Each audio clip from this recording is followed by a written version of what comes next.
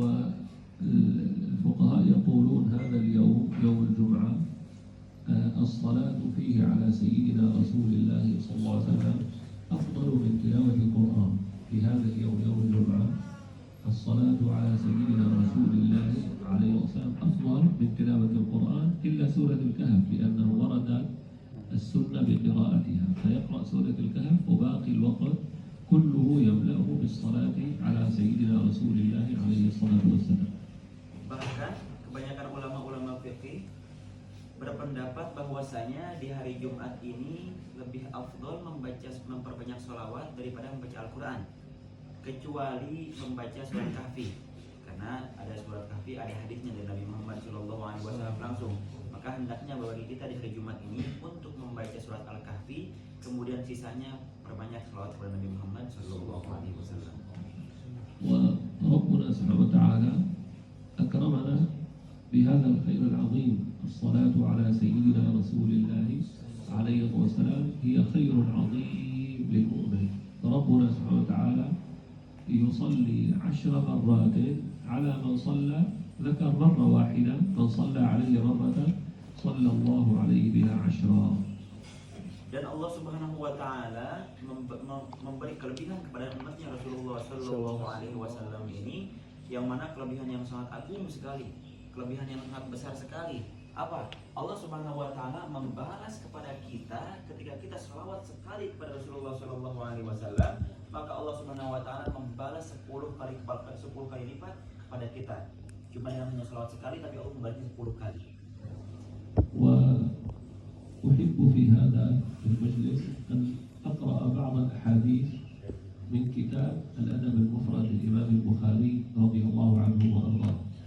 Dan pada pagi hari ini saya ingin membacakan hadis kepada antum semuanya, kepada hadirin semuanya, yaitu hadis Nabi Muhammad sallallahu alaihi wasallam yang disebutkan di kitab Adabul Mufrad.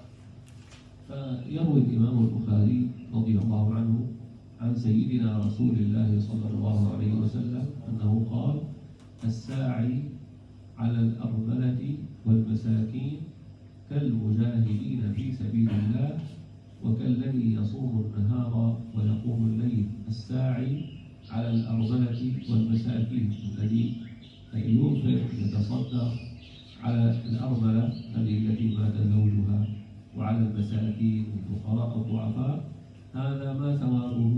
قال: هذا كالمجاهد في سبيل الله. وثواب الجهاد ثواب عظيم.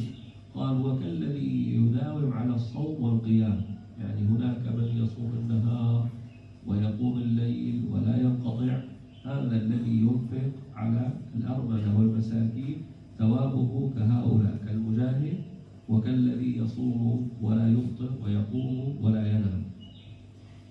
Disebutkan oleh Al-Imam Bukhari radhiyallahu anhu dalam sebuah riwayat hadisnya, diriwayatkan dari Abi Hurairah radhiyallahu anhu, as-sa'i, orang yang selalu membantu, orang yang selalu menafkahi, orang yang selalu membantu pada anak-anak yatim dan para janda-janda, kepada orang-orang yang tidak mampu, itu pahalanya, dia mendapatkan 2 pahala. Yang pertama, pahala mujahid fisabilillah, setara pahalanya dengan orang-orang yang jihad di jalan Allah Subhanahu wa taala, dan yang kedua pahalanya setara dengan orang yang shaim qaim. Apa itu shaim qaim? Yaitu orang yang puasa dan sering sholat malam. وربنا سبحانه وتعالى يقبل الصدقة من عبده وإن كانت قليلة. ربما أحدنا يظن أن الصدقة ينبغي أن تكون كثيرة، لا، قال: وإن كانت يسيرة عندما يستطيع الإنسان ويتصدق ولو بالقليل، فربنا عز وجل يقبل هذا القليل ويجعله يوم القيامة كثيرا. قال: فقد يتصدق الإنسان بشيء يسير، يوم القيامة يجد ثوابه كالجبل. سبحان الله، ربنا ينمي ويثمر هذه الصدقة حتى تكون كالجبل، وهي ربما كانت 1000 روبية مثلا. Dan Allah Subhanahu wa taala itu adalah Tuhan yang sangat baik kepada kita. Jangan kita berpendapat bahwasanya sedekah itu sesuatu nominal yang harus banyak, tidak. Sedikit tapi manfaat itu, maka pahalanya akan dilipat gandakan oleh Allah Subhanahu wa taala. Bukan, jangan kita berpersepsi, berprasangka bahwasanya sedekah itu banyak ataupun harus besar. Tidak. Bahkan kata beliau, orang yang sedekah dengan uang misalkan contoh 1.000 aja, nanti insya Allah Subhanahu Wa Taala akan memperlipat gandakan pahala tersebut dan semuanya akan diterima oleh Allah Subhanahu Wa Taala. Bahkan kata beliau tadi, orang yang sedekah misalkan 1.000 dengan ikhlas, Allah Subhanahu Wa Taala akan menerimanya dan akan melipat gandakannya, dan nanti akan menemukannya itu pahala yang 1.000 itu seperti misalnya sebesar gunung. بعض الناس مثلا يكون معه شيء من المال، مثلا معه 1,000,000 روبية، 2,000,000 مثلا، يقول لأحد التجار، يقول أنا أعطيك هذا المال وأنت تتاجر هذا المال حتى يربح، يعني تتاجر لي في هذا المال ثم آخذ من الأرباح. ولكن الذي يتصدق تجارته مع الله. أنت ربما تتاجر مثلا تجارة تدفع طبعا التجارة 1,000,000، بعد سنة ربما تصير 2,000,000، ربما بعد 2 10 ملايين، وهي كانت 1,000,000. هذه تجارة الدنيا. أما الصدقة فهي تجارة مع الله سبحانه وتعالى، وهذه التجارة مع الله لا تخسر. تجارة الدنيا ربما تخسر، أما التجارة مع الله لا تخسر. أنت عندما تتصدق ب5,000 روبية مثلا، الله قبلها سبحانه وتعالى، ثم تزداد عنده كما أنت في الدنيا إذا تاجرت رأس المال يزداد، كذلك عند الله تزداد سبحان الله، فتزداد ربي ينميها. قال ربي عز وجل يقبل الصدقة من عبده وينميها له حتى يراها يوم القيامة كالجبل. فهذه الصدقة تجارة مع الله رابحة لا تخسر أبدا. Dan di dunia ini ada 2 perihal. Yang pertama, ada orang itu kalau di zaman kita itu naruh saham ya. Mungkin misal kita menitipkan uang kepada orang, kita contoh begini, saya titipkan uang saya kepada Anda sebesar 1 juta misalkan. Nanti kalau dapat untung, nanti kita bagi 2 untungnya. Nah, itu juga gimana? Itu baik. Memang itu baik.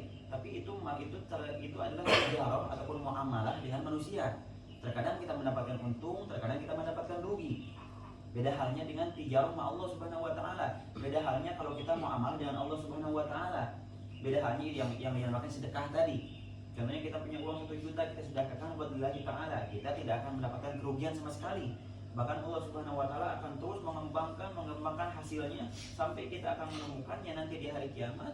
Itu pahala kita yang kita sumbangkan, yang kita sedekahkan, yang kita bantu pada orang yatim, kepada armalah tadi, akan mendapatkan seperti gunung misalnya. ويوم القيامة سبحان الله تكون الشمس قريبة من العباد يوم القيامة. إذا جمع الله الخلق للحساب يوم القيامة يجتمع الناس وهذه الشمس تكون قريبة. تصور هذه الشمس الآن كم هي بعيدة، ونحن في النهار لا نستطيع أن نقف تحت الشمس بشدة الحر، لكن يوم القيامة ستكون الشمس مثل هذا السقف فوقنا، مثل هذا أو أقرب، ونحن تحتها، فيصيب الناس بلاء عظيم، مشقة عظيمة وحر عظيم، حتى يتمنى أحدهم أن يذهب إلى جهنم، يظن أن جهنم أسهل من شدة هذا الحر. ما هي الطريقة حتى تحمي نفسك من هذا الحر وهذا العذاب؟ الصدقة. سبحان الله، قال الصدقة تكون كالسقف وكالظل بينك وبين هذا الحر الشديد. Coba kita bayangkan nanti di hari kiamat itu matahari itu akan mendekat pada kita ibaratkan lebih dekat daripada atap yang ada di tempat sekarang. Itu matahari nanti, yang tidak bisa kita bayangkan panasnya, apalagi Tangerang ini ya. Kita di siang hari aja nggak kuat kadang-kadang dengan panas ini. Apalagi kalau nanti bayangkan di hari kiamat itu matahari akan mendekat kepada kita, dan itu suatu yang gampang bagi Allah Subhanahu Wa Taala untuk mendekatkan matahari pada makhluknya. Tidak ada yang mustahil bagi Allah Subhanahu Wa Taala. Kemudian sampai sebagian manusia ini berharap ketika waktu itu nanti ketika hari kiamat berharap udahlah kita mendingan saya ke neraka aja nih. Saking panasnya nggak kuat, dikira bahwasanya neraka itu lebih mungkin agak adem dikit kalau di neraka, nggak panas kayak sekarang ini sebelum masuk. Udahlah kita mendingan kita pengen ya Allah kita pengen masuk neraka aja. Menyangka bahwasanya neraka itu nggak terlalu panas seperti keadaan dia saat itu. Apa yang bisa menjaga kita waktu itu nanti? Itu tadi kata beliau, yaitu sedekah itu yang bisa menjaga kita dari panasnya matahari Allah Subhanahu wa taala. سيدنا رسول الله عليه الصلاة والسلام يقول كل امرئ في ظل صدقته حتى يقضى بين العباد. كل امرئ في ظل صدقته حتى يقضى بين العباد. أنت دفعت 10,000 rupiah صدقة لله هذه ستكون كالسقف وكالظل بينك وبين الشمس تدفع عنك حر جهنم. Disebutkan kata Rasulullah Sallallahu Alaihi Wasallam, kullu mri'in fi dhilli sadaqatihi al ibad. Setiap manusia itu nanti bakal ada di bawah naungan yang mana dia infakkan tadi. Maksudnya setiap manusia itu akan di bawah orang yang dia bantu. Maksudnya orang yang dia bantu tadi akan menaungi dia, akan menutupi dia, ataupun nanti pahala tersebut berupa apa namanya? Kayak tameng gitu buat dia biar dia nggak terkena panas matahari.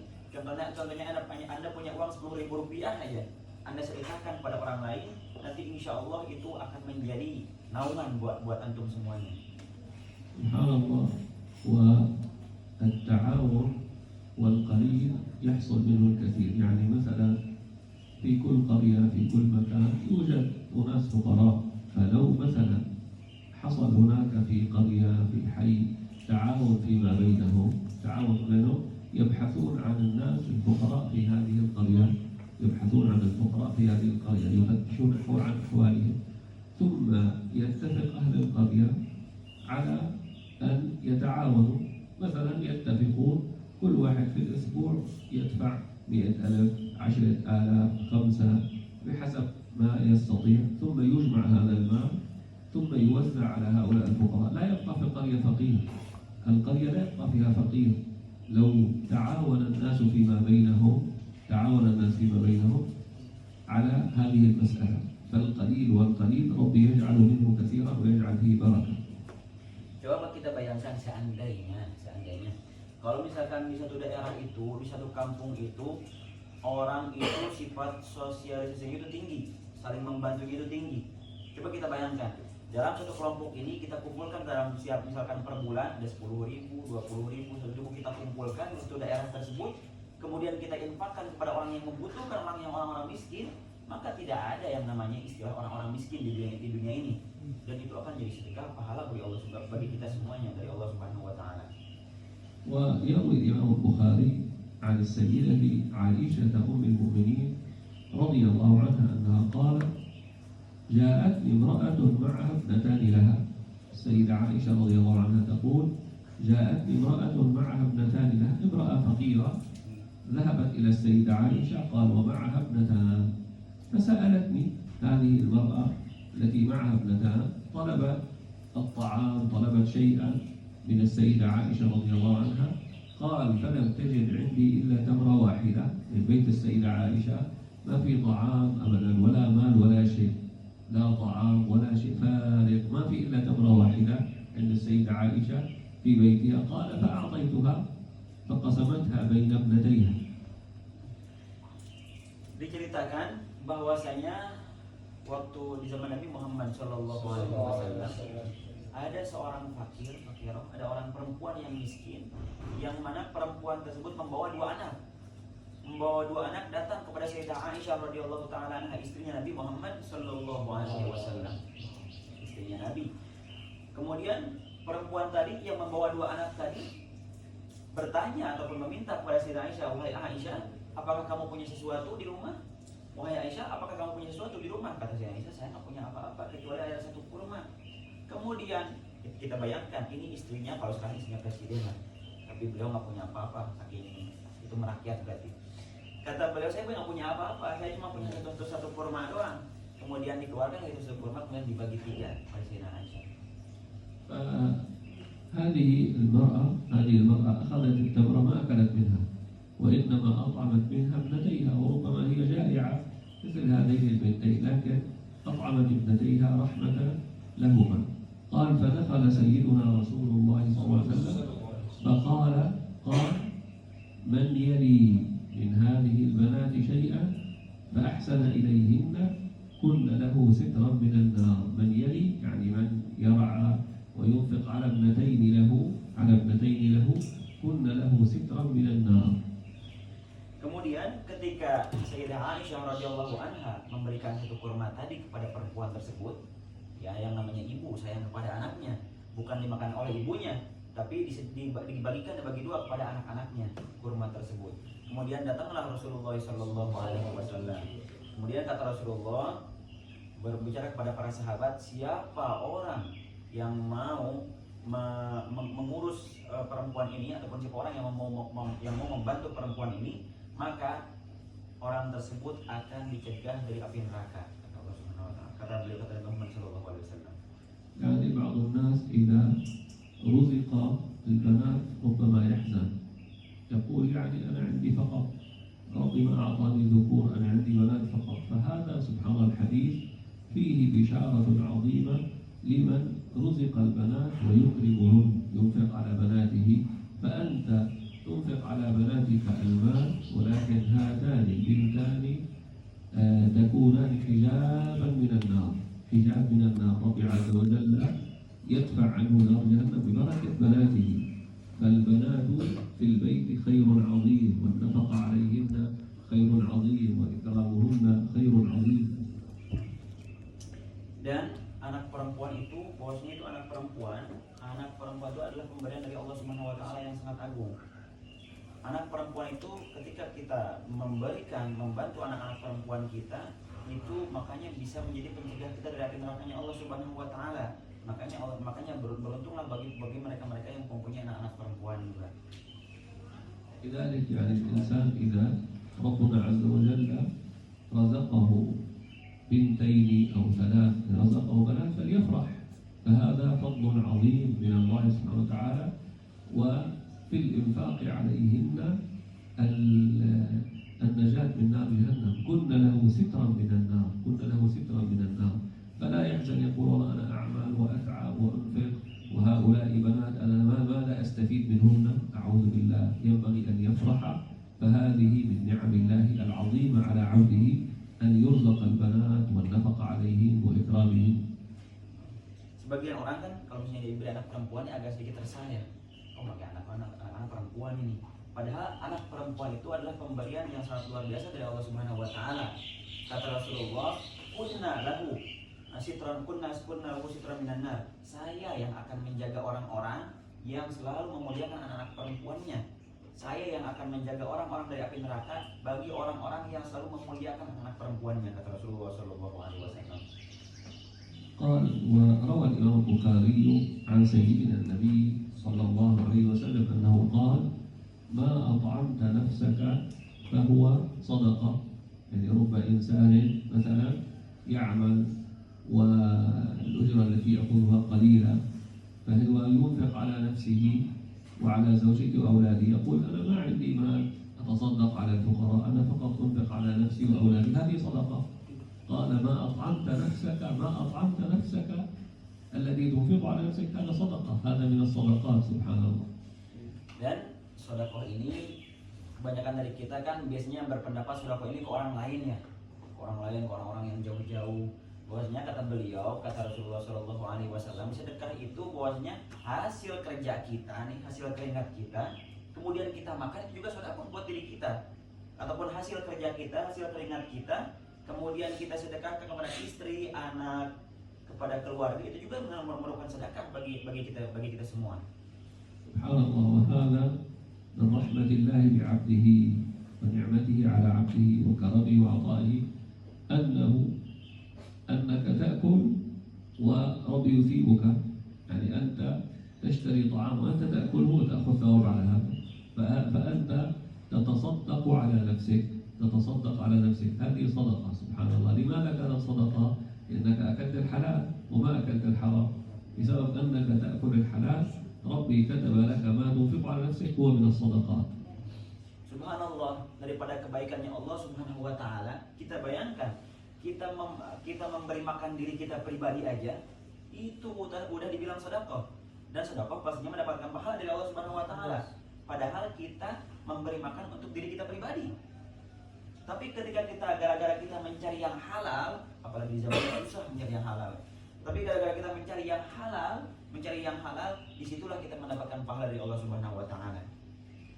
كذلك قال وما أطعمت ولدك وزوجتك وخادمك فهو صدقة. فهذه كلها من الصدقات، الإنفاق على نفسه والإنفاق على أولاده وأهله.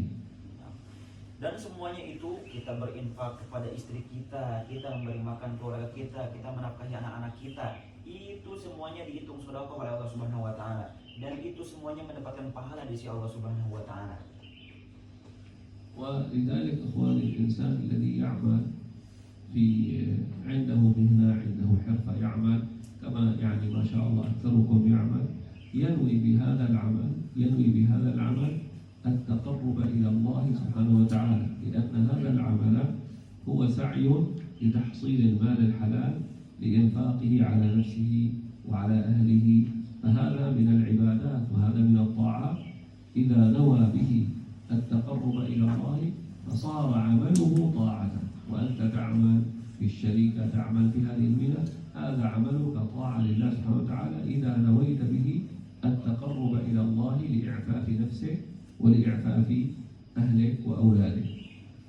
Subhanallah, kata beliau, apalagi kita saudara-saudara kita ini ada di sekarang yang mempunyai profesi, yang mempunyai pekerjaan tetap, hendaknya bagi kita untuk niat apa? Niat taqarrub billahi ta'ala, niat mendekatkan diri kita kepada Allah Subhanahu wa taala di berkah profesi ini, dengan pekerjaan kita ini. Jadi kita niatkan, ya Allah, saya niat taqarrub billahi ta'ala, mendekatkan diri saya kepada Allah Subhanahu wa taala dengan cara saya bekerja ini.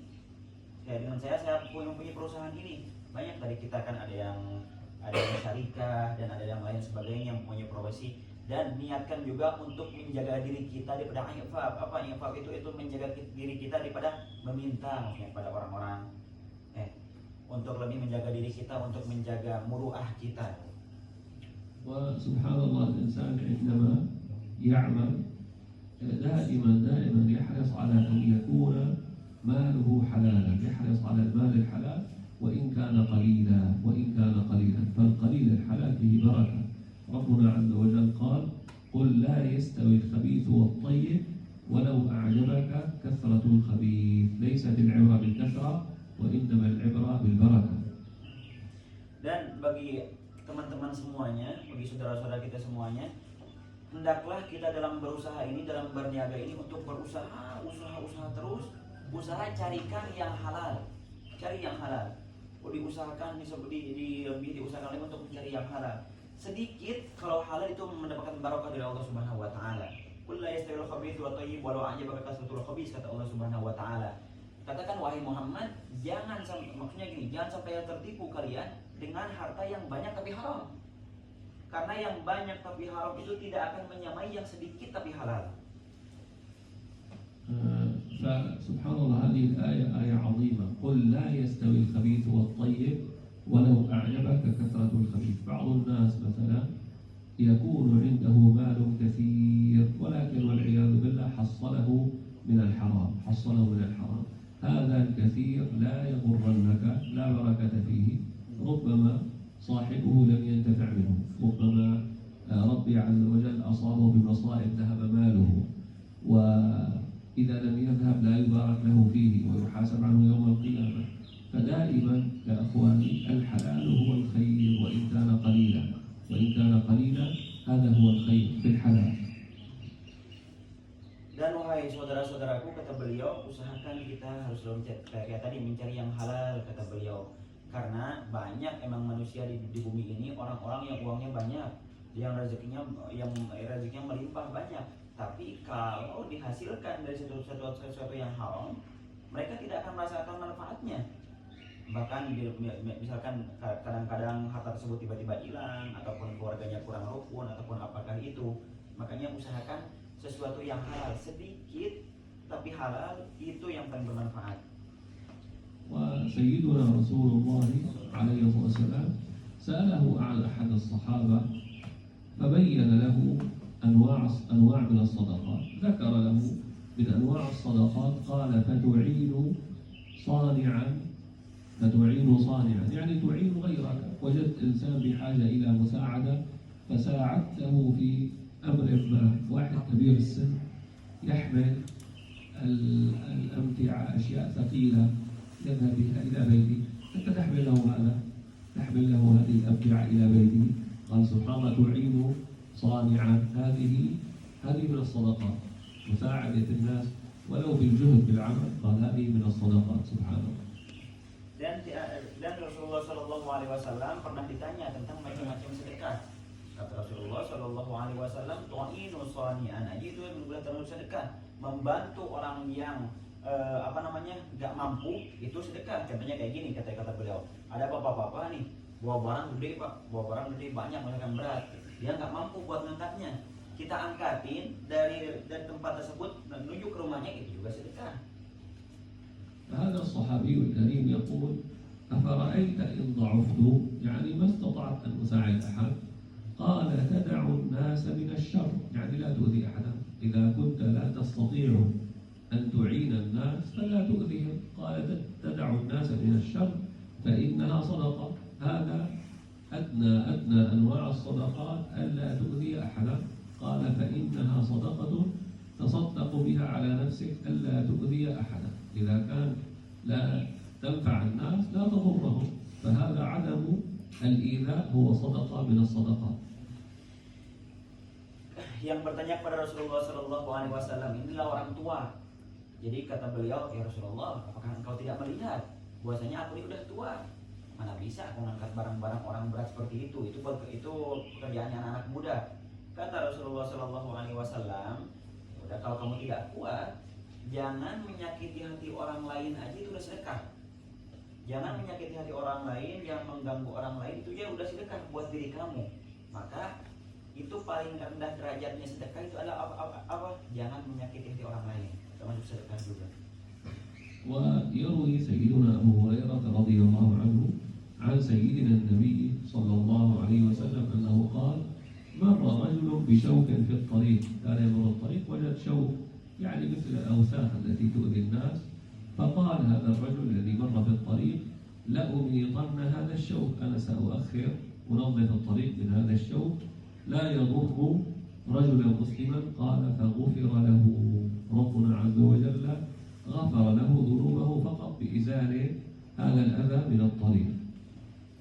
Dan Nabi Shallallahu Alaihi Wasallam diceritakan oleh Nabi Muhammad Shallallahu Alaihi Wasallam juga bahwasanya ada orang lewat jalanan, di jalanan tersebut beliau melihat duri.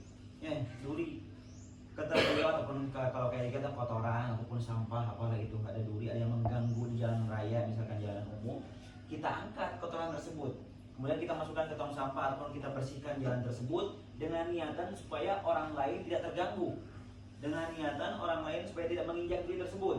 Maka kata Allah Subhanahu Wa Taala, ghufira lahu, kata Rasulullah SAW, orang tersebut diampuni dosanya oleh Allah Subhanahu Wa Taala. Nah, يعني جاء في بعض الأحاديث سبحان الله ذكر سيدنا رسول الله صلى الله عليه وسلم قصة عجيبة في بعض الأحاديث مما حصل لبني إسرائيل. بنو إسرائيل هو سيدنا يعقوب، إسرائيل هو سيدنا يعقوب والد سيدنا يوسف، فذريته يقال له بنو إسرائيل. Di sini kata beliau, saya akan menceritakan cerita yang menarik, yaitu cerita tentang Banu Israel. Banu Israel ini siapa? Banu Israel ini keturunannya Sayyidina Ya'qub. Sayyidina Ya'qub alaihissalam, dari putranya Sayyidina Yusuf. Sayyidina Yusuf itu kan Sayyidina Ya'qub. Kata beliau, saya akan menceritakan tentang Banu Israel, yang mana Banu Israel ini keturunan dari Sayyidina Ya'qub alaihissalam. Sayyidina Ya'qub yuqal lahu Israel. Sayyidina Ya'qub Israel. Aulad Sayyidina Ya'qub hum Banu Israel. Sayyidina Ya'qub itu sebutannya Israel. Keturunannya disebutnya Banu Israel. فكان يحصل عندهم أشياء عجيبة ويحدث بها سيدنا رسول الله صلى الله عليه وسلم أصحابه. تحصل عجائب عند بني إسرائيل، قصص عجيبة، وسيدنا رسول الله يحدث أصحابه بأشياء منها. Ketika itu Rasulullah SAW lagi ngumpul kayak gini dengan para sahabat-sahabatnya, bahwasanya beliau berkata bahwasanya ada suatu cerita yang menarik tentang Bani Israel yang mana saya akan ceritakan pada kalian. فمن الأشياء العجيبة أن هؤلاء بني إسرائيل جماعة منهم خرجوا إلى مقبرة وقالوا نريد أن يخرج واحد ميت حتى نكلمه ما الذي حصل عنده في الموت. قال فذهبوا إلى المقبرة فقال لو صلينا ركعتين ودعونا الله عز وجل أن يخرج لنا رجلا ممن قد مات حتى نسأله عن الموت. يعني أرادوا أن يخرج واحد من الموتى وأن يكلمهم، فصلوا ركعتين وسألوا الله ذلك فخرج واحد من الموتى أخرج رأسه من القبر. Jadi orang-orang Bani Israil itu waktu itu ada cerita yang menarik, bahwasanya mereka itu rombongan sepakat bahwasanya ingin berangkat ke satu kuburan ingin kalau bahasanya membangkitkan lagi orang yang sudah mati, yang sudah meninggal.